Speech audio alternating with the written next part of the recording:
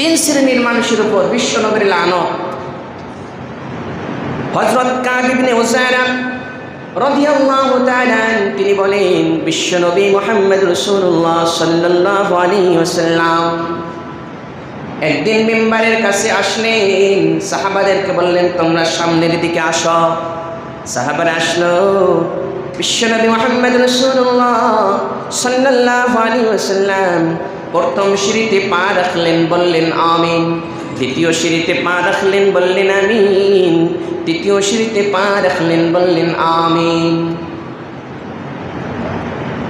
সাহাবারা আশ্চর্য হয়ে গেলেন।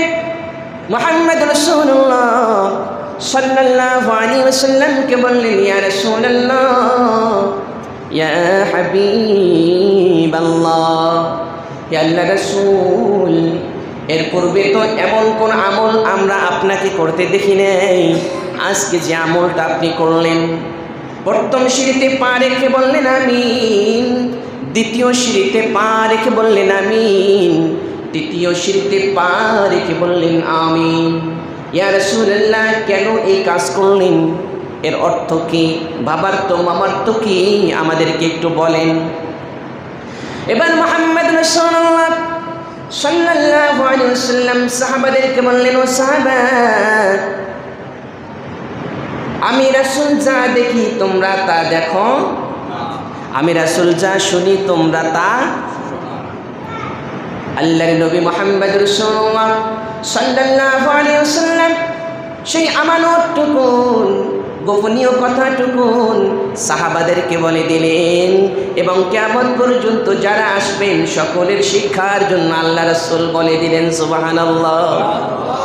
বিশ্বনবী, মায়ের নবী, দয়ার নবী মুহাম্মদ রাসূলুল্লাহ সাল্লাল্লাহু আলাইহি ওয়াসাল্লাম বললেন, ও আমার উম্মত, মদনপুর উত্তরপাড়ার সমস্ত মুসলমানদের জন্য আল্লাহ রাসূল বলে গেছেন। কথা বলে ঠিক কিনা? সবাইকে বললেন, হে আমার উম্মত, প্রথম সিঁড়িতে যখন আমি বিশ্বনবী পা রাখলাম বললাম আমিন। কেন বললাম আমিন? শব্দের অর্থ কি বলেন তো? কবুল করো। কি করো? ওয়াইলিল মাগদুবি আলাইহিম ওয়ালাদ-দাল্লিন।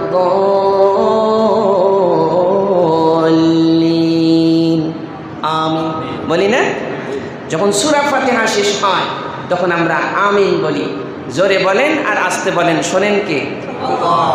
যখন আমিন বলেন ফেরেশতারাও আমিন বলে। এর অর্থ কি? আল্লাহ আপনি কবুল করেন। সুবহানাল্লাহ বলেন। মুহাম্মদ রাসূলুল্লাহ সাল্লাল্লাহু আলাইহি ওয়াসাল্লাম তিনবার আল্লাহকে বলেন, আল্লাহ আপনি কবুল করেন। কি কবুল করবেন?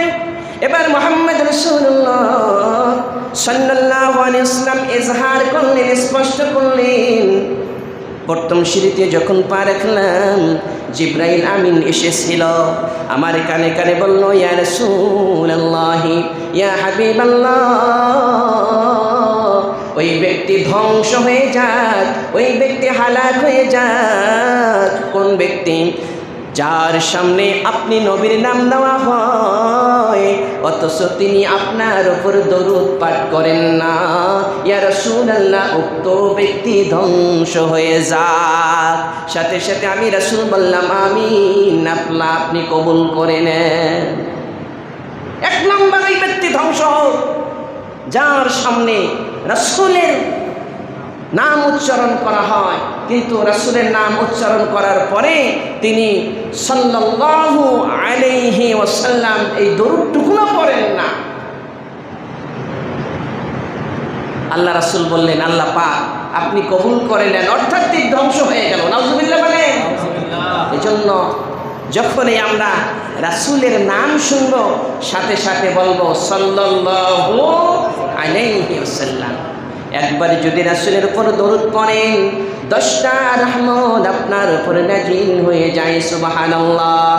10টা মর্যাদা আপনার জন্য বুলন্দ করে দেওয়া হয়। বিশ্বনবীর সাথে আপনার সুসম্পর্ক চালু হয়ে যায়। সুবহানাল্লাহ। এজন্য বিশ্বনবী বললেন, ওই ব্যক্তি ধ্বংস হয়ে যায় যার সামনে আমি নবীর নাম নেওয়া হয় অথচ তিনি দরুদ পাঠ করেন না। এবার দ্বিতীয় ওই ব্যক্তি যিনি ধ্বংস হয়ে যান তিনি কে? মুহাম্মদ রাসূলুল্লাহ সাল্লাল্লাহু আলাইহি ওয়াসাল্লাম তিনি বললেন ওই ব্যক্তি হলো যিনি রমজান মাস পাইল। কি মাস পাইল? রমজান মাস। এখন কোন মাস চলতেছে? রমজান মাস। সবাই আমরা যারা রমজান পাইলাম খেয়াল করে শোনেন। দ্বিতীয় ব্যক্তির ওপর বিশ্বনবী লানত করলেন, জিবরাইলও লানত করলেন, আল কবুলকে করে নিলেন। চিন্তা করেন, 2 নম্বর ওই ব্যক্তি ধ্বংস হয়ে যাক, 2 নম্বর ওই ব্যক্তি হালাক হয়ে যাক, 2 নম্বর ওই ব্যক্তি ক্ষতিগ্রস্ত হয়ে গেল। বিশ্বনবী মুহাম্মদ রাসূলুল্লাহ সাল্লাল্লাহু আলাইহি ওয়াসাল্লাম বলেন, যাদের সামনে মাহে রমজান আসলো, অর্থাৎ মাহে রমজান পেল, রহমতের মাস পেল, মাগফিরাতের মাস পেল, জাহান্নাম থেকে নাজাতের মাস পেল, লাইলাতুল কদরের মাস পেল, এরপরেও কপালপুর আল্লাহর বান্দা আল্লাহর কাছে গুনাহ মাফ করে নিতে পারলো না, ওই ব্যক্তি ধ্বংস হয়ে যাক। আমি বিশ্বনবী বললাম, আল্লাহ আপনি কবুল করে নেন।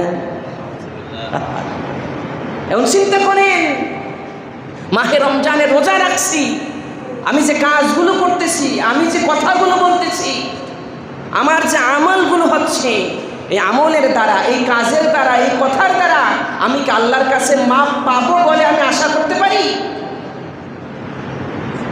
আমার কথার দ্বারা, আমার আমলের দ্বারা, আমার চিন্তা ফিকিরের দ্বারা, আমার মুআমালাত মুআশারাতের দ্বারা আমি আমাকে প্রশ্ন করি যে আল্লাহর নবী যে দ্বিতীয় ব্যক্তির উপর লানত করলেন সে ধ্বংস হয়ে যান, কবুল কি করলেন? সে ধ্বংস ধ্বংস ধ্বংস। রহমতের মাস পাইল, মাগফিরাতের মাস পাইল, নাজাতের মাস পাইল, লাইলাতুল কদরের মাস পাইল, এমন একটা রাত্রের মাস যে একটা রাত্রে আমল করলে 1000 মাসের থেকে উত্তম। কত উত্তম এটা আমার আল্লাহই ভালো জানে। এর থেকে বেশি সব আল্লাহ তার আমল নামায় দান করেন। এমন একটা মাস পাওয়ার পরেও যারা আল্লাহর কাছে মাপ পাইল না, মাপ চেয়ে নিতে পারলো না, ক্ষমা চেয়ে নিতে পারলো না, আল্লাহ রাসূল বললেন, জিবরাইল বললেন, ইয়া রাসূলুল্লাহ ওই ব্যক্তি ধ্বংস হয়ে যান। জিবরাইল বললেন আমিন, আমিও বললাম আমিন। এখন চিন্তা করেন, আজকে সুস্থ আছি অথচ অনেক লোক আছে রোজা রাখে না, আছে না? নাই, এই সমাজে নাই, অন্য সমাজে আছে।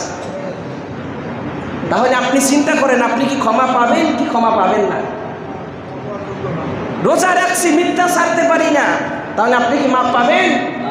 রোজা রাখছি, গীবত ছাড়তে পারি না, আপনি কি মাপ পাবেন? আমি মাপ পাবো? আমার কথা বলি আমি। রোজা রাখছি, মালে ভেজাল দিচ্ছি, রোজা রাখছি, ওজনে কম দিতেছি, রোজা রাখছি, মাহে রমজানের খাতিরে পণ্যের দাম দ্বিগুণ থেকে আরো দ্বিগুণ করে দিয়েছি, কথা বলে দেখেন, তাহলে কি মাপ পাবো? তাহলে আমি সফল হলাম না ধ্বংস হয়ে গেলাম? কি হলাম? ধ্বংস হয়ে গেলাম, ধ্বংস হয়ে গেলাম। আল্লাহ রাসূল বললেন, জিবরাইল বললেন, ইয়া রাসূলুল্লাহ ওই ব্যক্তি ধ্বংস হয়ে যান। জিবরাইলও বললেন আমিন, আমিও বললাম আমিন। জিবরাইলের কোনো গুণ আছে নাকি? জিবরাইলের ডাক কি আমার আল্লাহ শোনেন না? তার আমিনেই তো যথেষ্ট ছিল। এটাকে আরো ভারী করে দিলেন, আরো ওজনই করে দিলেন। মুহাম্মদ রাসূলুল্লাহ সাল্লাল্লাহু আলাইহি ওয়াসাল্লাম আমিন বলে আরো ওজন করে দিলেন, আরো মজবুত করে দিলেন, আরো হেভি করে দিলেন। এজন্য ভাইরা আমার, এখন থেকে মাহে রমজানের শেষ মুহূর্ত পর্যন্ত একটু ফিকির করি যে আমার প্রত্যেকটা কাজ আমার আল্লাহর সন্তুষ্টির জন্য যেন হয়, আমার প্রত্যেকটা আমল আমার আল্লাহর সন্তুষ্টির জন্য যেন হয়, আমার প্রত্যেকটা শ্বাস প্রশ্বাস আমার আল্লাহর সন্তুষ্টির জন্য হয়, আমার প্রত্যেকটা কদম আমার আল্লাহর সন্তুষ্টির জন্য হয়। কথা বলে ঠিক না? এই ফিকির করে রোজাগুলো রাখা, আল্লাহ চাহে তো গুনাহ মাফ হয়ে যাবে, সমস্ত গুনাহগুলো মাহে রমজানের খাতিরে আল্লাহ পাক সব দ্বার বদল করে দিবেন, বলে আমিন। 3 নম্বর ওই ব্যক্তি ধ্বংস হয়ে যান। মুহাম্মদ রাসূলুল্লাহ সাল্লাল্লাহু আলাইহি ওয়াসাল্লাম বললেন, জিবরাইল বলল, ইয়া রাসূলুল্লাহ 3 নম্বরে ব্যক্তি ওই যিনি ধ্বংস হয়ে যান। কে ওই ব্যক্তি? ওই নাফরমানকে, ওই অথবাগা ব্যক্তিটাকে। বিশ্ব নবী বললেন, যে যুবক মাকে পাইল, বাবাকে পাইল, মাকে পাইল অথবা বাবাকে পাইল, অথবা মা বাবা উভয়কে পাইল, বৃদ্ধ অবস্থায় পাইল, পাওয়ার পরেও ওই যুবক সন্তান মাকে খুশি করতে পারলো না, বাবাকে খুশি করতে পারলো না, মার সন্তুষ্টি অর্জন করতে পারলো না, বাবার সন্তুষ্টি অর্জন করতে পারলো না, মার সন্তুষ্টি বাবার সন্তুষ্টি অর্জন করে জান্নাত কামাই করে কবরে যাইতে পারলো না। জিবরাইল বললেন, ইয়া রাসূলুল্লাহ, ওই যুবক ধ্বংস হয়ে যান। আমিও রাসূল বললাম, আমিন, আল্লাহ আপনি কবুল করেন।